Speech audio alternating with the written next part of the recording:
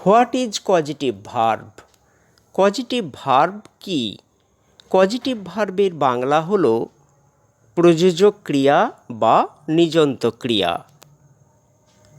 অপরের দ্বারা করানো অর্থে যে ভার্বটি ব্যবহৃত হয় তাকেই বলা হয় কজিটিভ ভার্ব, অর্থাৎ প্রযোজক ক্রিয়া বা নিযন্ত ক্রিয়া।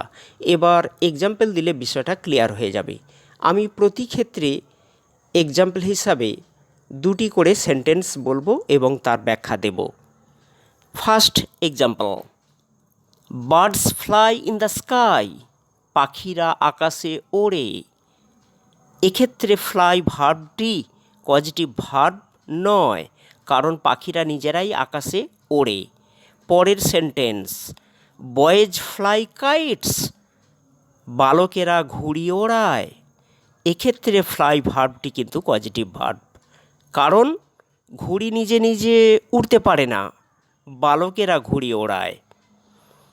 পরের জোড়া sentence, the man works for an hour every afternoon, প্রতিটি বিকেলবেলায় লোকটি 1 ঘন্টা ধরে হাঁটে। এক্ষেত্রে ওয়াক এই ভার্বটি পজিটিভ ভার্ব নয়, কারণ লোকটা নিজে নিজে হাঁটে। পরের sentence, the man walks the dog for an hour every afternoon, লোকটি প্রতি বিকেলবেলায় কুকুরটিকে 1 ঘন্টা ধরে হাঁটায়। এক্ষেত্রে ওয়াক ভার্বটি পজিটিভ ভার্ব, কারণ কুকুরটা নিজে নিজে হাঁটে না, লোকটা কুকুরটাকে হাঁটায়। Next example, he ran into the office room, সে অফিস রুমে দ্রুত ঢুকে গেল।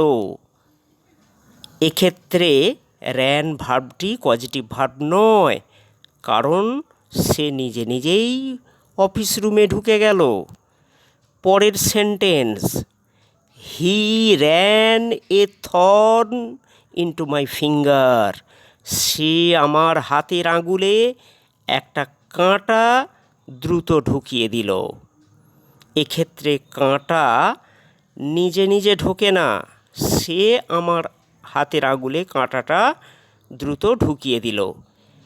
এই শেষের সেন্টেন্সের র্যান ভার্বটি positive verb. Next example, a mother sees the moon, একজন মা চন্দ্র দেখেন। একজন মা চাঁদ দেখেন। এক্ষেত্রে সি ভার্বটা কিন্তু পজিটিভ ভার্ব নয়।